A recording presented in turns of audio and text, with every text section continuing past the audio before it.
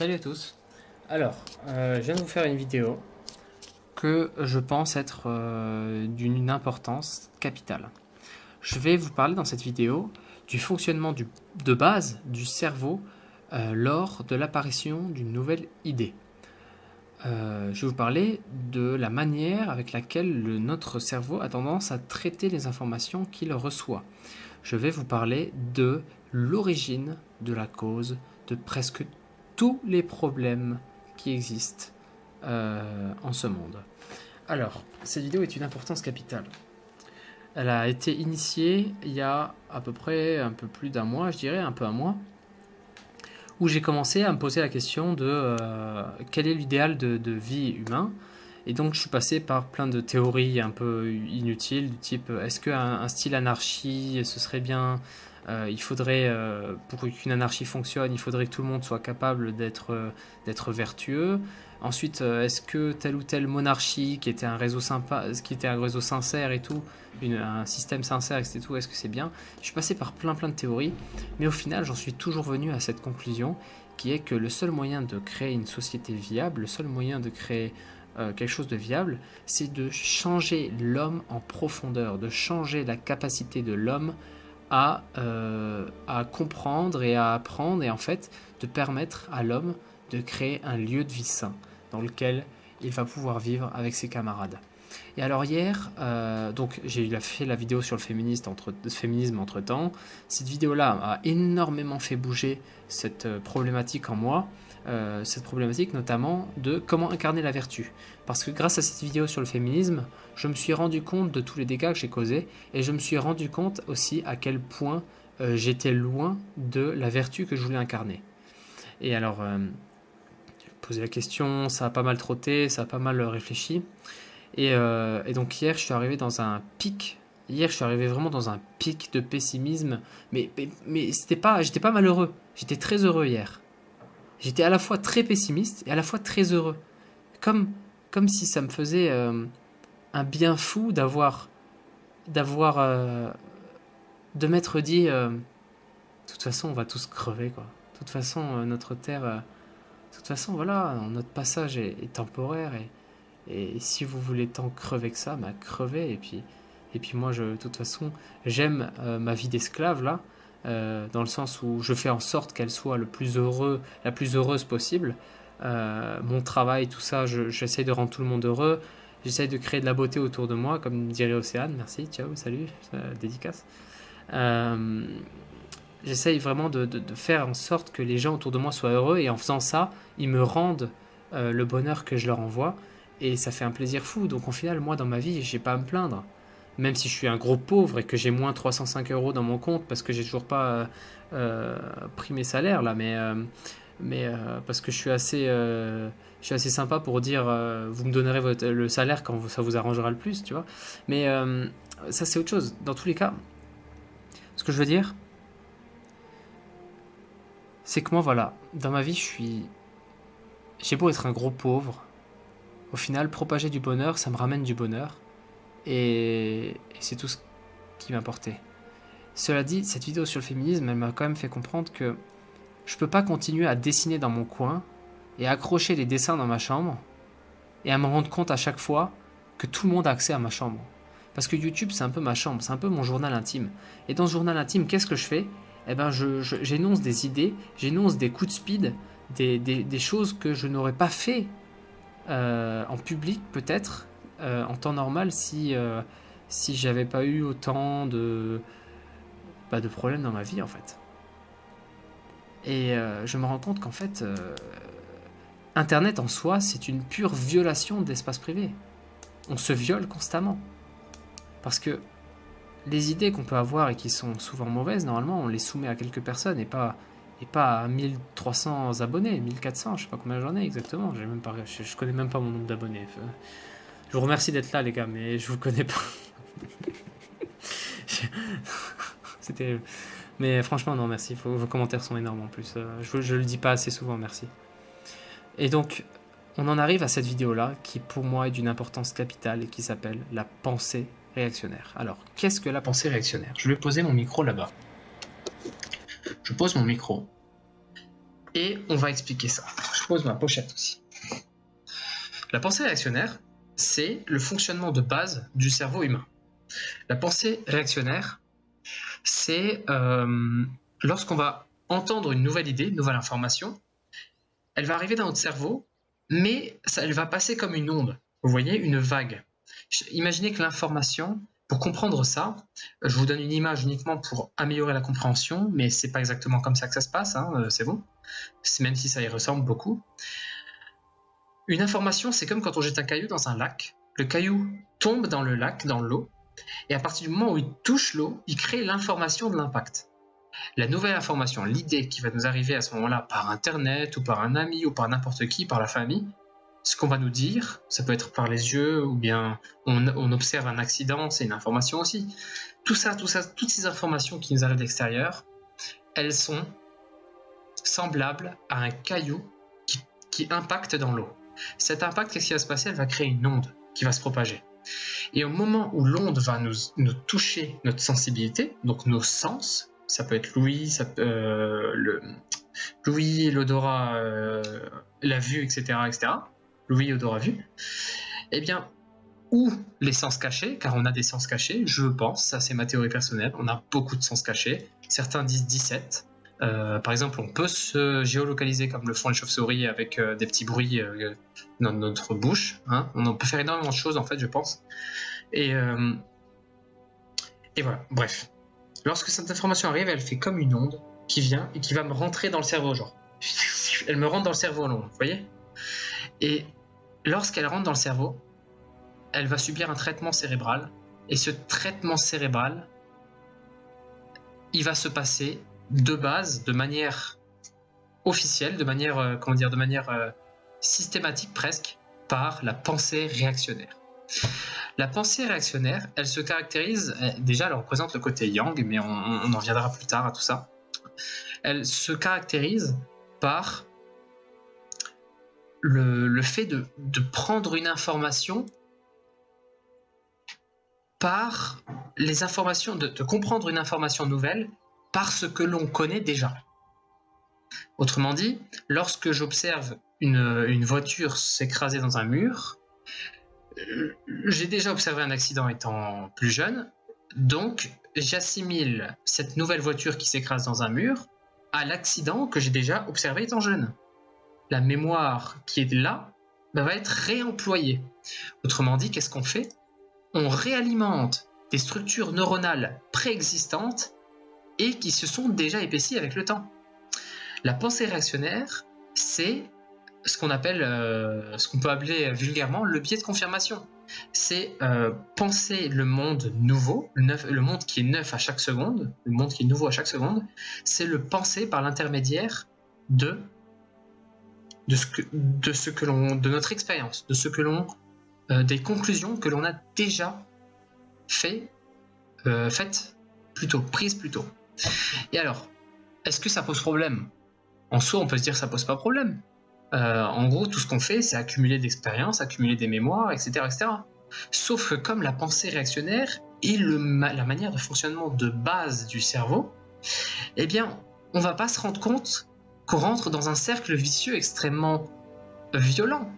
Parce que ce cercle vicieux, c'est le suivant. Étant jeune, on m'a appris que les Noirs, c'était des singes avec un QI plus bas et qui ne sont pas dignes des Européens blancs.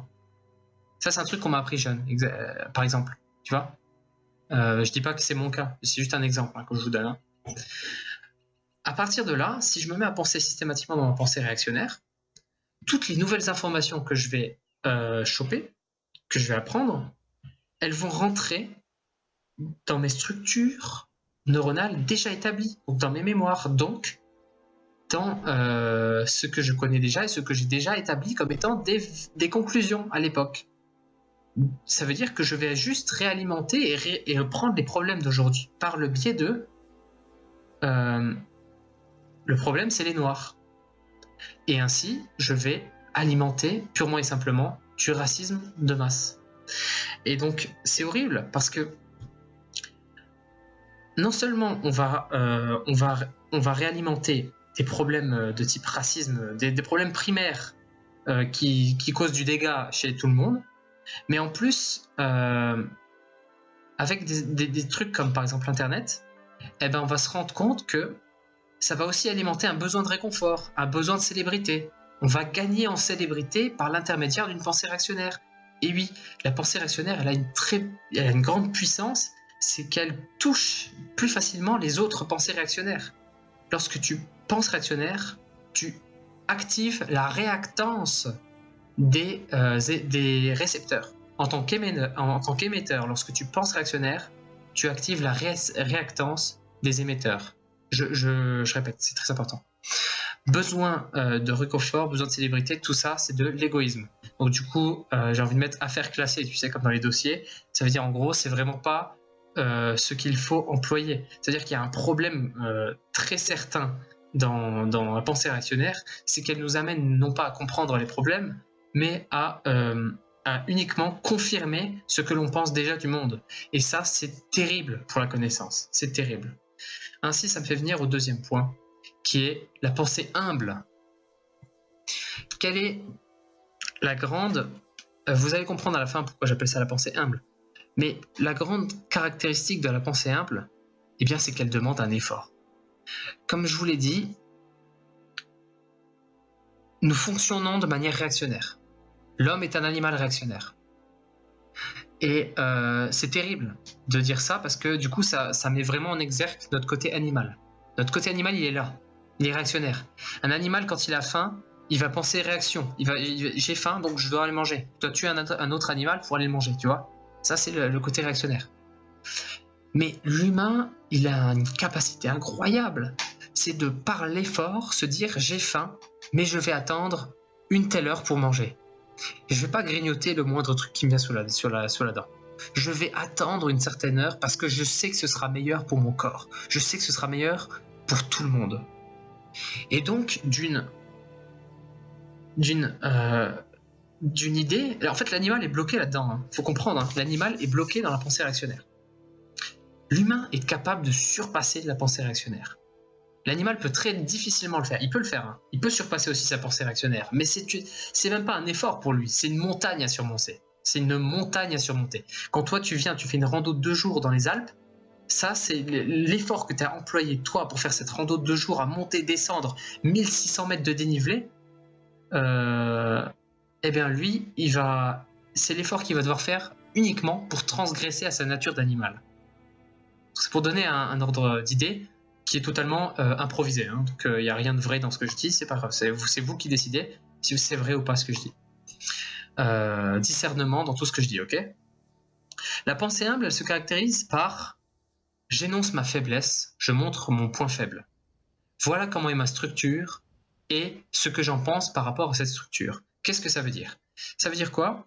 Ça veut dire que dans une vidéo, par exemple, imaginez, là je suis en train de vous faire une vidéo. Dans une vidéo, je vais vous expliquer pourquoi est-ce que l'eau c'est la vie. Eh ben, dans une vidéo où j'explique pourquoi l'eau c'est la vie, excusez-moi pour le placement de produit, c'est pas fait exprès, eh bien, je vais commencer à dire l'eau c'est la vie parce que nanani, parce que pourquoi pas, et je vais commencer à employer toutes mes conclusions préfaites, donc je vais être dans la pensée réactionnaire. Et au bout d'un moment, je vais dire, mais attention, on n'est pas encore sûr de potentiellement tout ce que l'eau peut faire. Et ce que je viens de vous dire, ce sont uniquement des conclusions que j'ai établies. Et en fait, toutes ces sécurités que je prends, tous ces disclaimers, ce sont directement la preuve de ma pensée humble. Les personnes qui pensent humble sont les personnes qui peuvent comprendre réellement les problèmes, car ce sont les personnes qui vont énoncer clairement leur compréhension du sujet.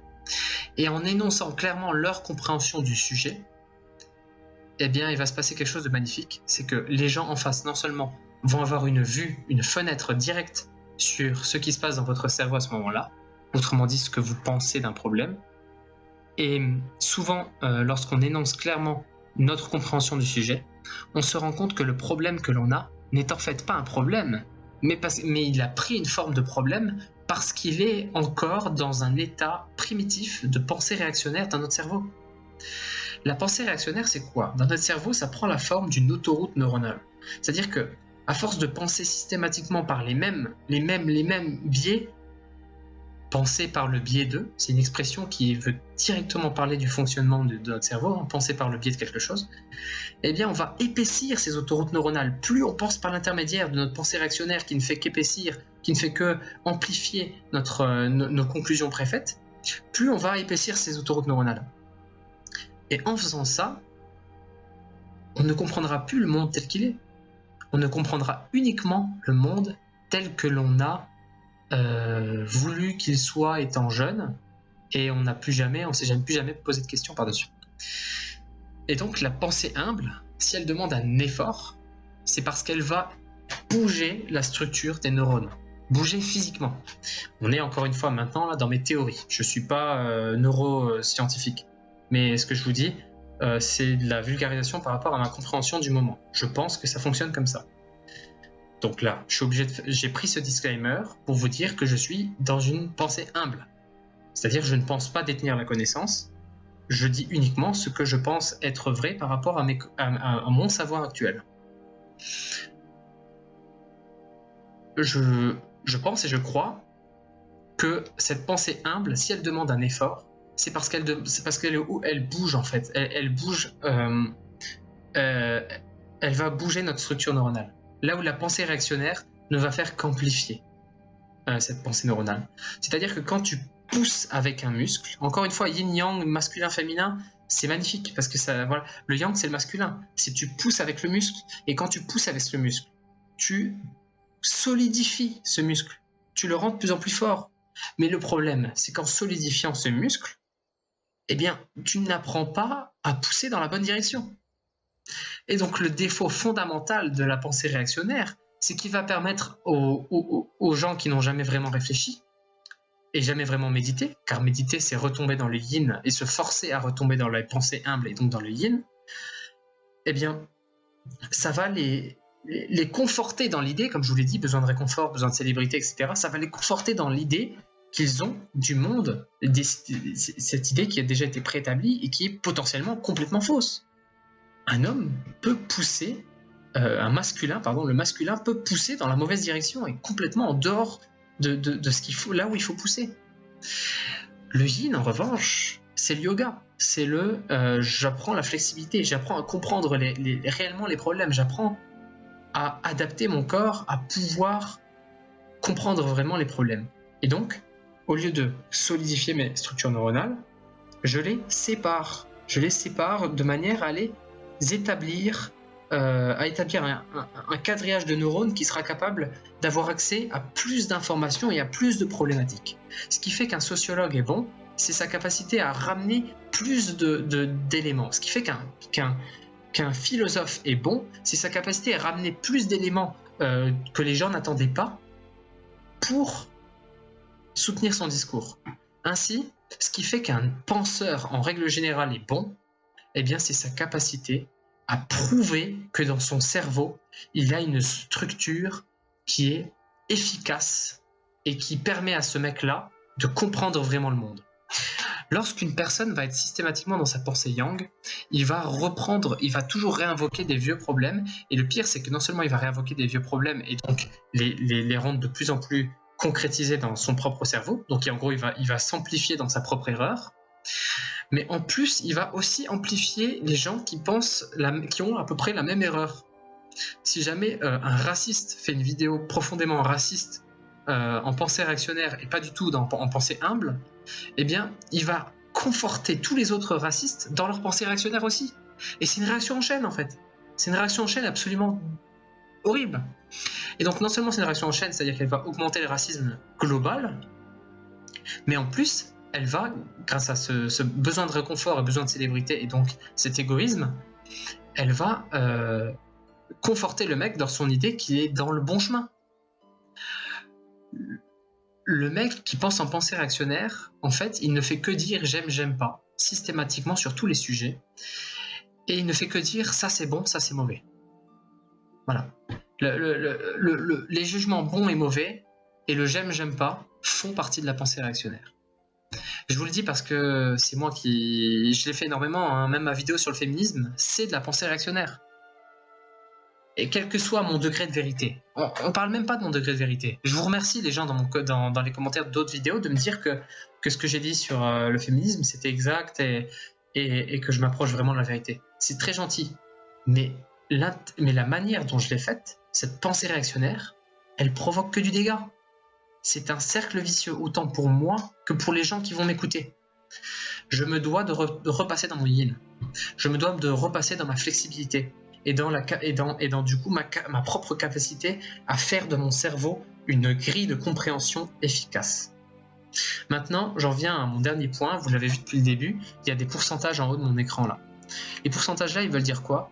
Ils veulent dire uniquement la personne qui tend vers la sagesse, elle aura ces pourcentages-là. C'est-à-dire que la personne qui tend vers la sagesse utilisera moins souvent que la moyenne sa pensée réactionnaire, et la personne qui tend vers l'abrutissement généralisé, vers l'idiocratie, l'idiot, l'abruti, eh ben, va utiliser plus souvent que 50% sa pensée réactionnaire. Et ça, c'est l'origine, et c'est là toute la force de cette vidéo. Pour moi, la profondeur de cette vidéo, elle est là, elle est vraiment là-dedans. C'est que nous devons comprendre que cette pensée réactionnaire, elle n'est ni bien ni mal parce qu'elle permet de propager des très mauvaises idées, tout comme elle permet de propager des idées magnifiques pour le bien de tout le monde.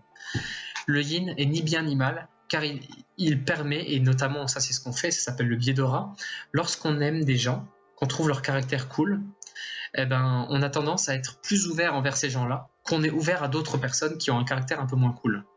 Ce qui fait que en fait, notre pensée yin, elle va se diriger systématiquement vers des gens qui nous confortent encore une fois dans notre idée de pensée réactionnaire. Et ça, c'est un grand problème, ça s'appelle biais de confirmation et biais d'aura. Et donc en fait, ce qu'il faut pour revenir vers la sagesse, pour comprendre la sagesse, eh ben, il y a deux choses à faire. Comme on est soit dans un mode de fonctionnement d'émission, c'est-à-dire là je suis en train de vous parler donc j'émets, soit dans un mode de fonctionnement de réception, c'est-à-dire moi je suis un gros consommateur de vidéos YouTube, donc je regarde beaucoup de vidéos YouTube, donc je suis en réception. Suivant que l'on est en émission ou en réception, on va devoir être capable d'avoir un jugement équilibré qui équilibre le yin et le yang. C'est-à-dire, nous allons forcément apercevoir la chose par notre pensée réactionnaire, c'est systématique. Comme je vous l'ai dit, c'est le mode de fonctionnement de base du cerveau. On aperçoit, c'est le mode animal en fait. On aperçoit, là vous m'écoutez, vous avez été en pensée réactionnaire les premières secondes de ma vidéo, et si jamais je vous ai intéressé, si jamais vous aimez ma manière de parler, vous aimez mon caractère, vous vous êtes mis en mode yin pour véritablement comprendre ce que j'essaie de vous dire. Mais si vous ne m'aimez pas, ou bien si j'ai l'air d'être trop dans votre délire, alors vous essayez de me comprendre avec votre pensée réactionnaire. C'est bien, il n'y a pas de bien, il n'y a pas de mal. Ce qu'il faut comprendre, c'est que l'émission humble, elle se caractérise systématiquement par l'énoncé clair de ma compréhension du sujet au moment où je parle. Si maintenant je vous parle du racisme, je vais devoir énoncer tout ce que je sais sur le racisme, mais de manière claire. Et en faisant ça, non seulement les gens en face de moi vont comprendre où j'en suis par rapport à ce combat-là, où j'en suis par rapport à ma compréhension de ce combat-là, et en plus, les gens vont pouvoir aussi se poser des questions parce que potentiellement, ils sont moins informés et moins... ils sont moins informés que moi sur la question. S'ils sont plus informés que moi, ils vont pouvoir comprendre où j'en suis et me donner des informations utiles pour développer ma propre compréhension. Donc l'émission Yin permet de te développer personnellement en passant par les autres. L'émission Yang, c'est tu imposes ce que tu sais, quelles que soient les conséquences. Tu t'en fous des conséquences, tu imposes ce que tu sais. Ça, c'est l'émission Yang. On est encore une fois systématiquement dedans. Par défaut, on est dedans. Et alors, qu'est-ce qui va se passer pour le récepteur maintenant? Le récepteur, s'il reçoit en Yang, il va solidifier ses autoroutes neuronales et il va répondre dans les commentaires. Il va répondre soit en poussant dans le sens de l'idée qu'il vient d'entendre, En gros, ouais, j'aime bien ce que t'as dit, ouais, carrément, je pense que t'es sur la bonne voie, toi t'as tout compris, nana, toi t'as tout compris. Ouais, ça c'est vraiment un truc qui revient souvent, toi t'as tout compris. C'est genre, toi t'as tout compris, en fait, moi j'entends comme, je réfléchis de la même manière que toi, vas-y, continue, tu vois. Voilà. Et soit il va pousser contre. S'il pousse contre, alors il va se mettre à critiquer dans les commentaires. Et l'état primal de l'homme, l'état le plus animal de l'homme, c'est critiquer sans aucun argument. C'est en gros, ferme ta gueule, sale bougnoule. Ça, c'est un commentaire que j'ai reçu 2 fois sous ma vidéo, de personnes différentes, sous ma vidéo où je parle de l'argent, qui a fait un gros buzz, par rapport à ma chaîne, hein, 42 000 vues, quoi. Bah, dans cette vidéo-là, j'ai reçu des ferme ta gueule, sale bougnoule, ou alors si je te trouve, je te défonce, des trucs comme ça, tu vois. T'es de la nourriture pour les racailles si on tout va dans la rue, des trucs comme ça, tu vois. C'est vraiment parce que je dénonce des racailles à un moment. Et donc, en dénonçant des racailles à un moment, en pensée réactionnaire, encore une fois, hein, j'étais en mode réactionnaire, en mode je dénonce mes conclusions, et ben, ces racailles-là, dans les commentaires, sont mises à pousser contre moi, c'est-à-dire critiquer. En pensée réactionnaire, encore une fois. Donc ça veut dire que c'est un combat qui mène à rien. C'est-à-dire, enfin, voilà, bref, ça mène à rien. Deux mecs qui se crient dessus, quoi, ça mène à rien. Mais la réception yin, c'est ok, je vais fermer la gueule à toutes mes pensées réactionnaires et je vais essayer de comprendre ce que la personne me dit dans son exactitude. En faisant ça, ça va bouger mes structures neuronales de manière à ce qu'elles s'étirent dans le cerveau et qu'elles créent des liaisons qui ne sont pas encore existantes.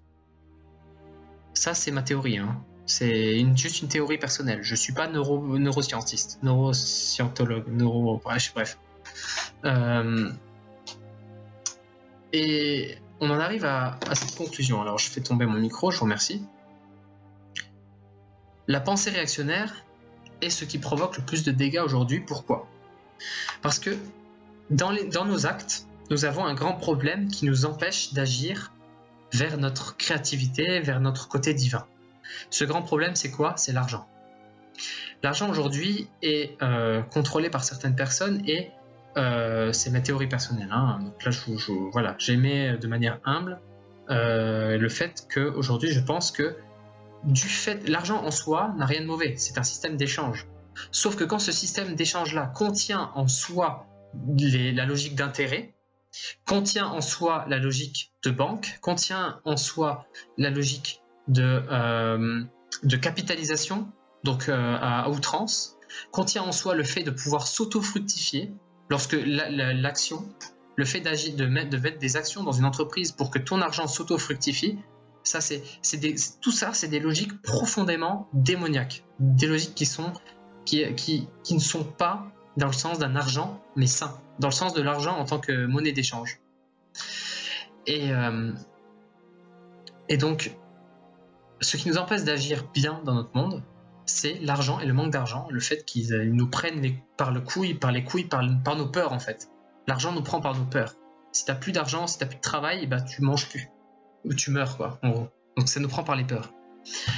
Et ce qu'il faut comprendre, c'est que avant d'en venir à un changement complet du système d'argent, j'en ai discuté avec les élus locaux de mon village. J'ai discuté de l'argent, de la monnaie locale.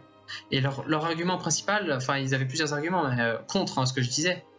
Et ils me disaient, vous savez, on a terminé cet entretien par, c'est celui qui s'occupe de mettre en œuvre les nouveaux projets dans le village, le chef de je sais pas quoi. Eh bien, il m'a dit, vous savez, les gens ne changent pas facilement. En plus, moi, j'habite dans un village où il y a presque que des vieux. Donc, ils sont tous complètement dans leur pensée réactionnaire constamment, tu vois. Et il m'a dit, vous savez, les gens n'acceptent pas souvent le changement et ils n'ont pas beaucoup envie de changer. Et en fait, il a raison. Il a incroyablement raison en disant ça parce que il énonce à quel point il comprend le fait que les gens sont dans leur pensée réactionnaire. Et qu'est-ce qui fait que l'on est aussi souvent dans cette pensée réactionnaire ?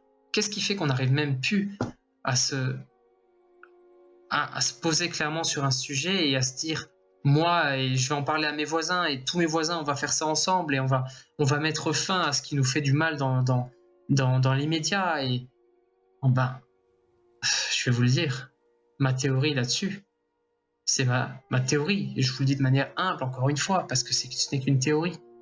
Eh bien, c'est la vitesse de la propagation de l'information. C'est l'origine de ma vidéo « J'ai capturé le son de l'enfer ». J'ai capturé le son de l'enfer, c'est quoi? C'est trop de bruit. Le bruit nous empêche de nous poser, le bruit nous empêche de comprendre. Pourquoi? Parce qu'aujourd'hui, on a Internet, on a la télé, on a les journaux, on a les pubs. Et on a partout où on va, on est surchargé d'images qui vont complètement biaiser notre perception du monde en appuyant sur notre pensée réactionnaire. On va être là, tu vas dans la rue pour, je sais pas, acheter un médicament pour ta grand-mère, tu vas te taper 3 vidéos à caractère, 3 publicités à caractère sexuel, sur la pharmacie, tu vas avoir une meuf à moitié à poil comme ça, et c'est terrible parce que t'arrives plus à sortir de la pensée réactionnaire parce qu'il y a trop d'informations qui l'activent régulièrement. Ainsi, le véritable levier sur lequel il faut agir impérativement pour faire comprendre aux gens qu'ils sont dans la débauche la plus totale, c'est le fait qu'ils mangent trop d'informations trop rapidement sans avoir le temps de les digérer. Tu sais, c'est quoi le bruit? Ce qui fait une belle musique, c'est qu'il n'y a pas de bruit, c'est que le son est pur. Une belle musique, elle a un son qui est pur et qui n'a été... Voilà, c'est pas... tu entends le silence entre les notes et chaque note résonne d'une manière pure.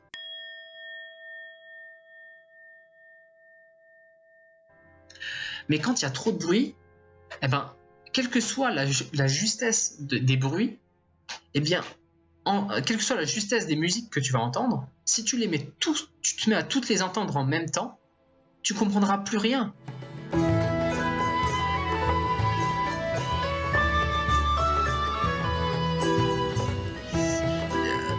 Ça aura plus l'air d'une musique, puisque tout sera mêlé en même temps. Et c'est ce qu'on vit dans notre monde de tous les jours. D'autant plus qu'aujourd'hui, Internet, c'est quoi? C'est la vitesse de l'information. C'est le zapping. C'est la télécommande où on zappe à chaque fois.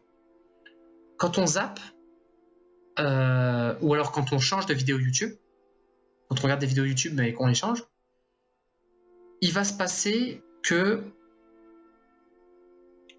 on n'a pas le temps de comprendre ce qui s'est dit déjà dans une vidéo, que l'on passe à une autre. On n'a même pas eu le temps de faire l'effort de passer dans notre pensée humble et dans notre yin. Déjà ça. Et ensuite, oui, mais c'est ça que je veux dire. C'est uniquement le fait que, comme on zappe trop vite, et comme on a trop de nouvelles informations qui arrivent trop vite, eh ben le son, c'est comme si on avait pris une musique exacte et qu'on l'avait compressée. Et on l'avait boosté sa vitesse, et qu'on était passé à une autre musique, et qu'on a boosté sa vitesse, et qu'on est passé à une autre musique, on a boosté sa vitesse, au final, ça ressemble plus à rien.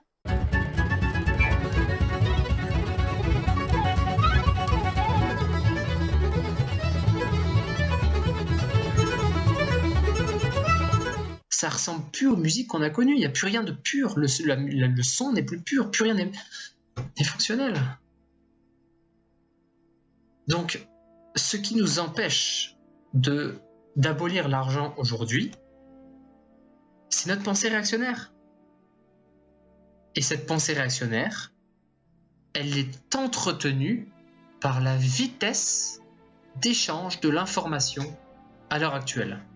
Autrement dit, si tu veux te sortir les doigts du boule, si tu veux changer les choses autour de toi, si tu veux vivre dans un monde meilleur, tu te dois...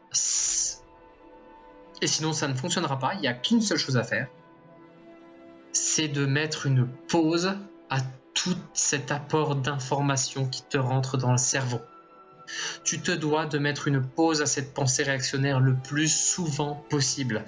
Tu te dois d'éteindre Internet pendant une semaine ou un mois si t'es un gars chaud.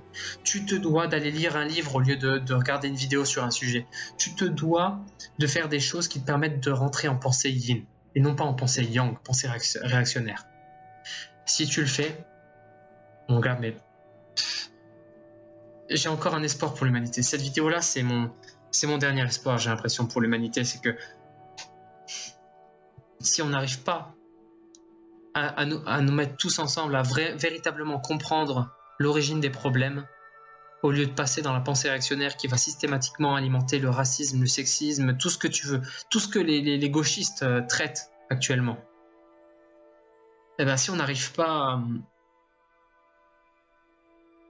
à rentrer dans le yin, dans la pensée humble, dans l'humilité, on ne retrouvera jamais, et je le dis bien jamais, le monde tel qu'on l'a connu. C'est-à-dire riche, plein de diversité magnifique. Et voilà. Nous allons tous mourir au final. Donc cette vidéo, elle est d'autant plus importante que c'est mon dernier espoir, j'ai l'impression, pour faire comprendre à la population. Et alors maintenant, j'ai quelque chose à vous dire. Donc je vais enlever Paint et je vais vous mettre Internet. C'est juste une image pour vous faire comprendre ce que je vais vous dire. Ça, c'est une structure neuronale d'une pensée réactionnaire. Lorsqu'une information arrive, alors vous imaginez que vous voyez ma souris là qui bouge, c'est une onde. Regardez ma main. Regardez-moi là, ma main. Lorsqu'une onde arrive, imaginez cette onde là, c'est l'information. Cette onde, elle arrive. Elle arrive comme ça. Bam, elle a percuté mes sens. Elle a percuté l'oreille. Elle a percuté l'oreille. Elle rentre dans le cerveau. Bam, traitement cérébral. Traitement cérébral. Qu'est-ce qui va se passer à ce moment-là? L'onde passe et elle ressort. Chaque information que vous captez avec vos sens est semblable à un caillou qui a percuté l'eau d'un lac. Un caillou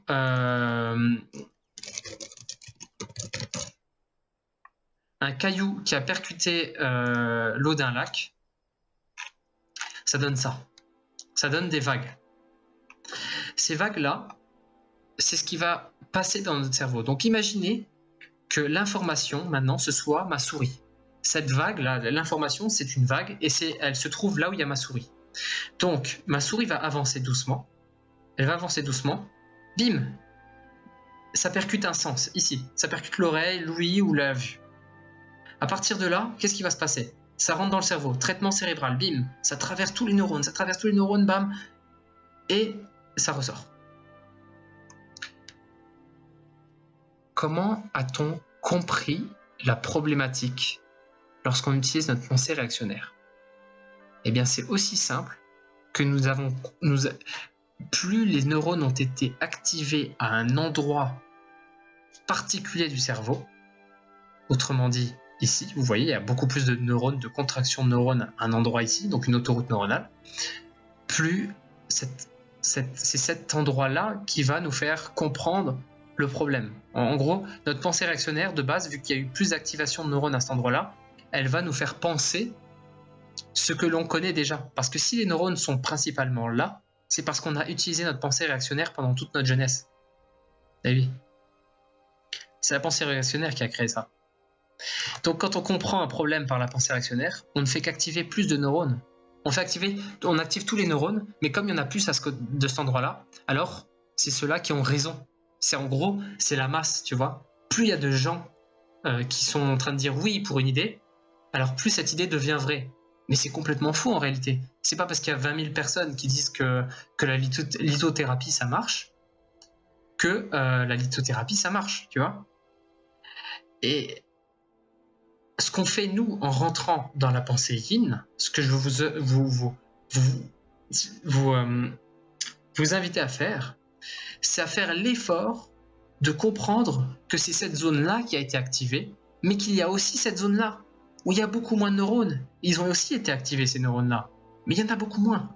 Et du coup, la pensée yin, c'est quoi? C'est comprendre réellement un problème de manière à ce que, si jamais le problème se situe ici,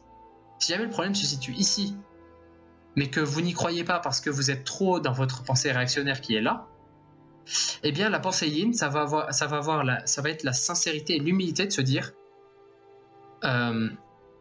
j'ai l'impression que le problème, est-ce que ma réponse que j'ai à offrir à ce problème va vraiment régler le problème? Est-ce que si je pense que les noirs sont des singes, est-ce que cette pensée-là va me permettre de comprendre les problématiques sociologiques qu'il y a dans les banlieues?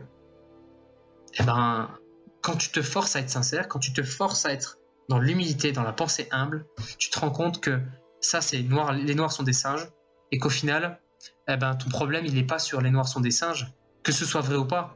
Ton problème, il se trouve là, et là, c'est quoi? Ça peut être autre chose, complètement autre chose. Ça peut être les politiques migratoires qui ont été faites avant. Ça peut être une volonté affichée de l'État à que surtout pas les nouvelles populations acceptent le contrat social français. Ça peut être énormément de possibilités qui ont fait que le problème ne se situe pas dans une pensée réactionnaire du type les noirs sont les singes, mais sont des singes, mais se situe en fait dans un autre problème. Et en fait, là, quand tu as l'humilité et la sincérité de te dire les noirs sont des singes ne répond pas à tous les problèmes que j'observe, alors si et seulement si, là, tu pourras commencer à prendre ces neurones qui sont là et à les mettre ici. Et quand tu prends ces neurones qui sont là et tu les mets ici, tu obtiens ce qu'on appelle la fleur de vie. Voilà, la fleur de vie. La fleur de vie, c'est l'ultime... c'est l'ultime conformation d'un cerveau. Un cerveau où les neurones sont conformés de cette manière-là, c'est un cerveau qui sera capable de comprendre toutes, je dis bien toutes, les problématiques. Cette conformation-là, elle ne sera jamais atteinte. C'est un idéal. Mais on peut s'en rapprocher encore une fois. C'est comme la sagesse. La sagesse, c'est un idéal, mais on peut s'en rapprocher. Eh bien, plus on se rapproche de cette conformation du cerveau en étant passé par la pensée yin, et plus on va devenir un homme capable de comprendre réellement et d'offrir de vraies réponses aux problèmes. Ce sera tout pour la vidéo. Ce que je viens de vous expliquer là est terriblement dur à faire. Terriblement dur à faire. C'est là la source de tous nos problèmes et je vous conseille vraiment de partager ce que vous pensez et sincèrement de vous auto-observer et de vous rendre compte à quel point on est tous dans cette pensée réactionnaire la plupart du temps. Et ainsi, vous allez voir que l'effort là, c'est la chose la plus importante. Le scalpel que l'on doit utiliser, l'outil pour changer le monde, il se trouve dans cet effort-là. L'effort pour passer à la pensée humble. Et je vais vous donner un exemple concret. Ce qui fait un bon philosophe. Un philosophe capable de mettre tout le monde d'accord. Comme par exemple Hegel, comme par exemple Nietzsche sur certains points. Eh bien, ça va être sa capacité à ramener des informations dont personne s'y attend. Si le philosophe arrive à ramener des informations dont personne s'y attend pour étayer son problème, il va montrer, il va prouver au monde que sa structure neuronale, lui qui écrit, eh ben, elle est plus de cet ordre-là que de cet ordre-là.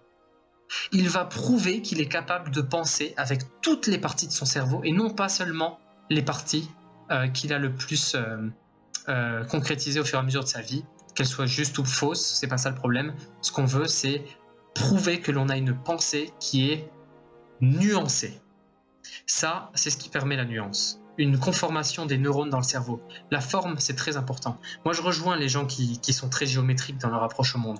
Et ça, pour moi, c'est ce qui permet vraiment la vraie rectitude, la vraie ascension de l'être. Maintenant, je vais vous... Alors, juste terminer avec cet exemple. Un bon sociologue, c'est celui qui ramène des informations dont personne s'y attend et des informations qui ne paraissent pas toujours logiques à la pensée réactionnaire. Tu vois ? C'est des gens qui arrivent à carjacker ta pensée réactionnaire et à te faire comprendre que tu penses mal. Ça, c'est des gens qui ont une structure neuronale viable et qui sont capables de te montrer. Et ils sont passés dans leur yin souvent. C'est-à-dire que la solution par rapport à mon paint là, la solution c'est que quelle que soit l'information que tu prends, il va falloir que tu sois capable de passer de ta pensée réactionnaire qui est la pensée de base à l'effort de passer au yin. Et l'effort demande du temps. Effort et temps, c'est la même chose. Effort demande aussi du calme. Le yin demande du calme. Donc le bruit, la vitesse d'information, tout ça, voilà, on revient toujours là-dessus. Si je commence à me répéter, c'est pas bon, ça veut dire que ma vidéo dure trop longtemps, mais je dois terminer du coup.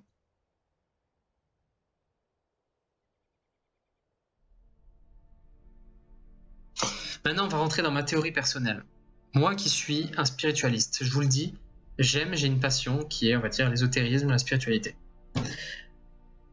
Dans cette passion-là, on énonce clairement qu'il y a des énergies qui sont perceptibles uniquement par un corps organique vivant. Ces énergies-là sont d'ordre de l'entité supérieure que nous formons. Chaque humain de mon village forme l'entité supérieure de mon village, qui forme l'entité supérieure de mon pays, qui forme l'entité supérieure de la Terre entière, qui forme l'entité supérieure de l'univers, qui forme etc.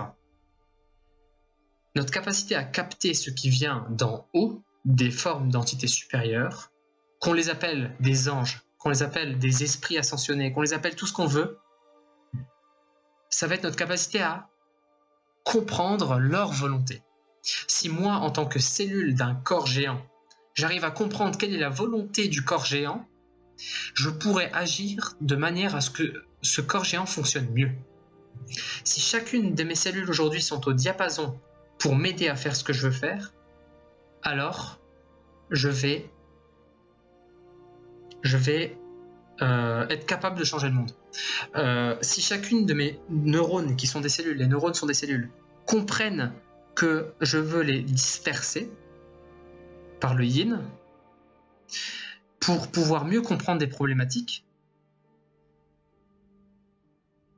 eh bien, c'est là que je pourrais vraiment mieux comprendre des problématiques. C'est qu'il faut que chacune de mes cellules comprenne dans sa conscience, parce que je pense que les cellules ont une conscience, que moi, tout ce que je veux, c'est leur dire d'être la mieux répartie et la plus logique possible. Et une répartition logique et de cet ordre-là. Et du coup, ce qu'il faut comprendre aussi, c'est que si maintenant mon cerveau est un émetteur-récepteur, parce qu'il a, je pense aussi, c'est encore une de mes théories, hein, humblement, c'est une de mes théories, j'aime bien me penser comme ça me fait tout autant plaisir que ça me semble être une vérité. Ça me semble, hein, je dis bien. Il y a toujours un pourcentage que ce soit complètement faux. Si mes neurones sont répartis comme ça, eh bien, il va se passer que lorsqu'une onde venant d'un corps supérieur, que ce soit un ange ou quoi que ce soit, on leur donne des noms, nous on a appelé ça des anges, des archanges, tout ça. Si une de ces informations arrive et impacte mon cerveau, touche mon cerveau, si mes cellules sont réparties de cette manière-là, elles vont être capables de comprendre l'information telle qu'elle a été envoyée. Parce que pour comprendre une onde, il faut minimum 3 points. Un point de référence, l'onde va toucher le point de référence en premier, un deuxième point pour avoir la vitesse de l'onde, et un troisième point pour avoir à la fois la vitesse et la direction de l'onde. Donc ça veut dire que plus il y a de points, et ces points sont bien répartis dans l'espace, plus l'onde qui nous viendra d'au-dessus, des corps célestes, des corps supérieurs, des anges, va être bien comprise par notre cerveau. Et c'est là que se joue tout. C'est là que c'est tout l'enjeu de ce qu'on appelle l'ascension, l'être ascensionné, l'initiation, la grandeur d'un esprit, tu vois, la grandeur de ces gens qu'on est tous d'accord pour appeler des maîtres, ou bien des gourous, au sens hindou du terme et pas au sens péjoratif du terme, eh bien c'est que ces gens-là ont un esprit qui est bien formé, un cerveau qui est bien formé, un corps qui est bien formé et qui est parfaitement capable de comprendre les problématiques qu'il intercepte et de comprendre aussi en même temps, en simultané, les informations qui lui viennent des corps supérieurs, que ce soit des anges, etc. Donc on arrive à la fin de la vidéo et pour moi c'est une importance capitale. C'est c'est ça qui pourra sauver l'humanité. Même personnellement, je commence à tomber dans le pessimisme, un pessimisme heureux, c'est-à-dire que moi je suis heureux dans ma vie, je crée du bonheur autour de moi, mais je commence à être pessimiste sur l'avenir du monde, tu vois. Mais bon, bref, ça c'est très personnel. Donc je vous souhaite une bonne journée, bonne continuation. Au revoir.